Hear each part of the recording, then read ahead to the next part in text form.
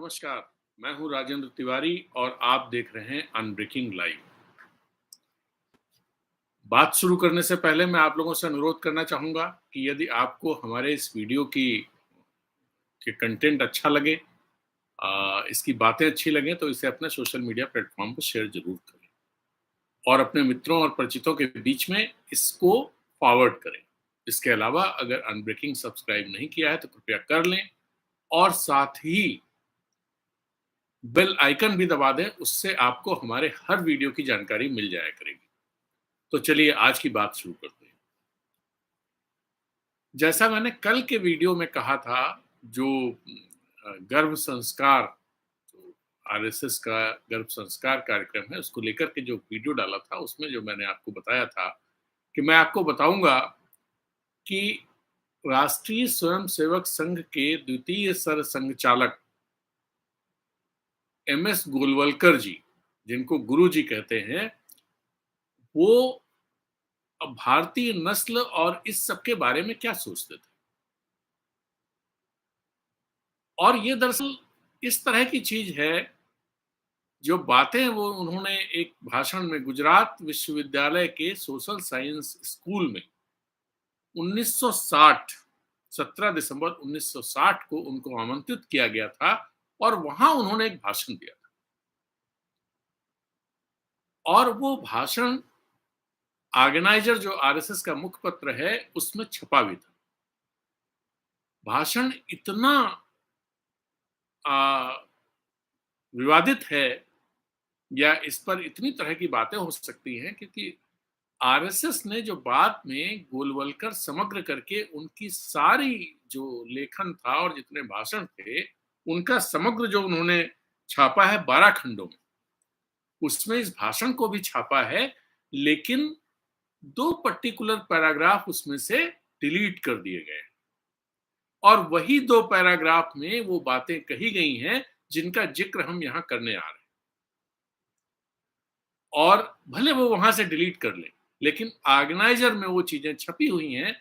अगर आप गूगल पर सर्च करेंगे तो आपको वो चीजें मिल जाएंगी, आप उसे पढ़ सकते हैं। तो ऐसा क्या था उसमें? दरअसल जो ब्राह्मणवाद की बात हम लोग करते हैं कि आरएसएस ब्राह्मणवादी संगठन है, और जो एक ब्राह्मण व्यवस्था, जो वर्ण व्यवस्था जिसे माना जाता है कि ब्राह्मणों ने इसे जन्म दिया है, उस वर्ण व्यवस्था की पोषक है और उसी को स्थापित करना चाहती है। और ब्राह्मणों को सुपीरियर मानने की जो बात है कि वो बाकी लोगों से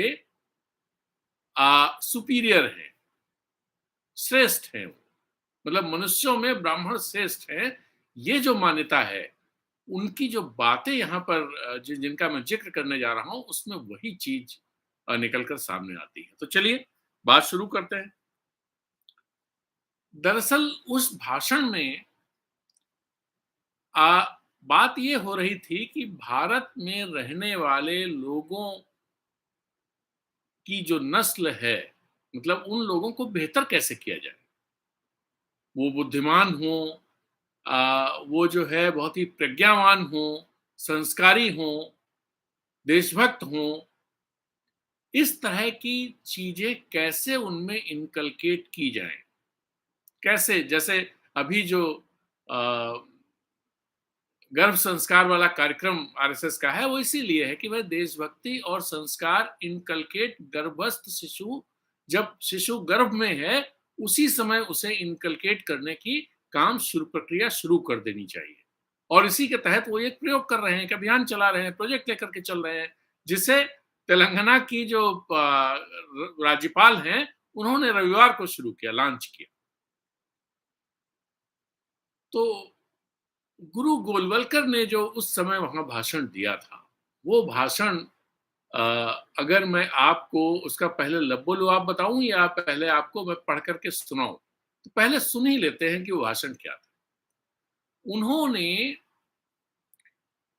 मनुष्यों में क्रॉस ब्रीडिंग और उसका भारतीय समाज में उसकी क्या स्थिति है, उस इशू को का जिक्र करते हुए गोलवलकर जी ने कहा, today experiments in cross breeding are made only on animals. आज क्रॉस ब्रीडिंग को लेकर के जो प्रयोग हो रहे हैं वो सिर्फ जानवरों में हो रहे हैं. But the courage to make such experiments on human beings is not shown even by the so-called modern scientists of today. लेकिन मनुष्यों पर इस तरह के प्रयोगों की हिम्मत आज के तथाकथित आधुनिक वैज्ञानिक भी नहीं कर पा रहे हैं. उनमें ये हिम्मत नहीं है. If some human crossbreeding is seen today, it is the result of not scientific experiments but of carnal lust. यदि आज मनुष्यों में कुछ क्रॉस ब्रीडिंग के मामले दिखाई भी दे रहे हैं तो वो किसी वैज्ञानिक प्रयोग के परिणाम स्वरूप नहीं है, बल्कि वो शारीरिक जो भूख होती है उसको या कामुकता उसका परिणाम है. Now let's see the experiments our ancestors made in this sphere. इसके बाद वो कहते हैं चलिए अब हम उन पर बात करते हैं कि जो इस क्षेत्र में हमारे पूर्वजों ने जो प्रयोग किए थे वो उनका जिक्र वो करते हैं और कहते हैं इस पर बात करते हैं. आगे वो बोलते हैं in an effort to better the human species through cross breeding the Namboodiri Brahmanas of the north were settled in Kerala. उन्होंने कहा कि क्रॉस ब्रीडिंग के जरिए मनुष्यों की जो प्रजाति है उसको श्रेष्ठ बनाने के लिए, श्रेष्ठतर बनाने के लिए उत्तर से नाम्बूदरी ब्राह्मणों को केरल में बसाया गया और एक नियम बनाया गया. और वो नियम ये था कि जो नंबूदरी फैमिली का जो सबसे बड़ा पुत्र होगा could marry only the daughter of वैश्य. मतलब वो सिर्फ जो सबसे बड़ा पुत्र होगा वो सिर्फ वैश्य, क्षत्रिय और शूद्र कम्युनिटी की, केरल की जो ये समुदाय हैं वैश्य, क्षत्रिय और शूद्र, इन समुदायों की लड़कियों से ही शादी करेगा. मतलब जो सबसे बड़ा लड़का है. और ये बात कहने के बाद उन्होंने कहा कि इतना ही नहीं, एक और ज्यादा हिम्मती नियम बनाया गया. वो नियम ये था कि कोई भी विवाहित महिला का पहला इशू मतलब पहला बच्चा वो किसी भी समुदाय से हो, किसी भी जाति से हो, उसका पिता एक नंबूदरी ब्राह्मण ही होना चाहिए और उसके बाद वो अपने पति से बच्चे पैदा कर सकती. तो इसका जिक्र करते हुए गुरुजी ने कहा today this experiment will be called adultery but it was not so. उन्होंने कहा आज की तारीख में इस प्रयोग को व्यभिचार कहा जाएगा, लेकिन ऐसा था नहीं, क्योंकि ये तो सिर्फ पहले बच्चे तक सीमित था. ये जो प्रयोग था पहले बच्चे तक सीमित था. अब इसका मतलब क्या हुआ? इसका मतलब ये हुआ कि गुरुजी जो थे या आरएसएस इस बात में विश्वास करती थी कि भारत में मतलब देश में एक सुपीरियर रेस है या ब्रीड है जो इंफीरियर ब्रीड है, यहाँ पर जो इंफीरियर लोग हैं उनकी ब्रीड को बेहतरी करने के लिए क्रॉस ब्रीडिंग उनके जरिए कराई जानी चाहिए.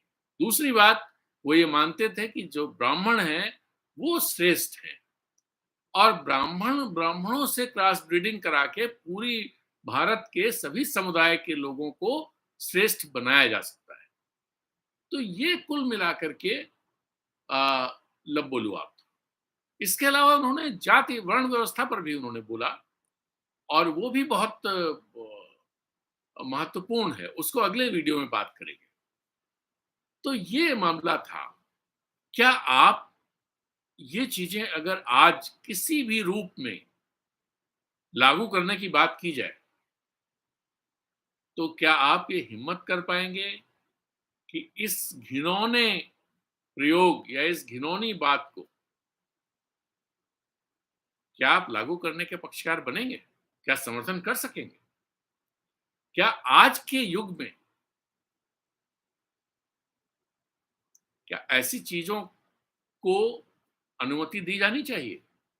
क्या ऐसी चीजें प्रोजेक्ट के तौर पर इस्तेमाल की जानी चाहिए या नहीं? सोचिए, क्योंकि धीरे धीरे धीरे अपने समाज में, अपने देश में इस तरफ चीजों को ले जाने की कोशिशें चल रही हैं। इन कोशिशों को समझना पड़ेगा और ये कोशिशें बहुत महीन स्तर पे हैं। दरअसल हो क्या रहा है कि हमारे दिमाग का सॉफ्टवेयर ही बदला जा रहा है और लोग इसे समझ नहीं पा रहे हैं। और जो भी उल-जुलूल बातें की जाती हैं, उन सबको वो सॉफ्टवेयर इस तरह से बदल जाता है कि वो चीज़ें हमें अच्छी लगने लगती हैं। वो लगती है सब देश के लिए हम काम कर रहे हैं, देश के लिए कुर्बानी दे रहे हैं, बलिदान दे रहे हैं। चाहे जितना घृणित काम हो, हेट स्पीचेज़ आप देख ही रहे हैं, लिंचिंग की चीज़ें हो ही रही हैं। उत्तरकाशी में अभी आपने सुना होगा कि मुस्लिम लोगों को एक गाँव से भगा दिया गया। उनकी दुकानों पे लिख दिया गया कि खाली करिए आप इनको। कई परिवार उसमें से नीचे उतर के आ गए। तो इस तरह की चीज़ें चल रही हैं। सोचने की बात है, आप भी सोचिए। तो आज इस वीडियो में अपनी बात खत्म करते हैं।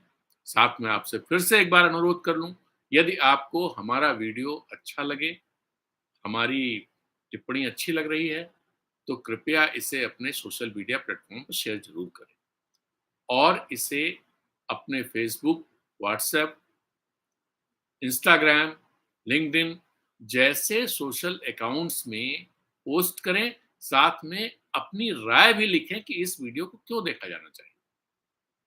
अपने मित्रों और परिचितों से अनब्रेकिंग सब्सक्राइब करने के लिए भी कहें, क्योंकि जितना बड़ा परिवार होता जाएगा, उतनी दूर तक ये बातें जाएँगी और मुझे लगता है और शायद आपको भी लगता होगा, इसीलिए आप ये वीडियो देख रहे हैं, कि इन बातों को ज़्यादा लोगों तक पहुँचना चाहिए।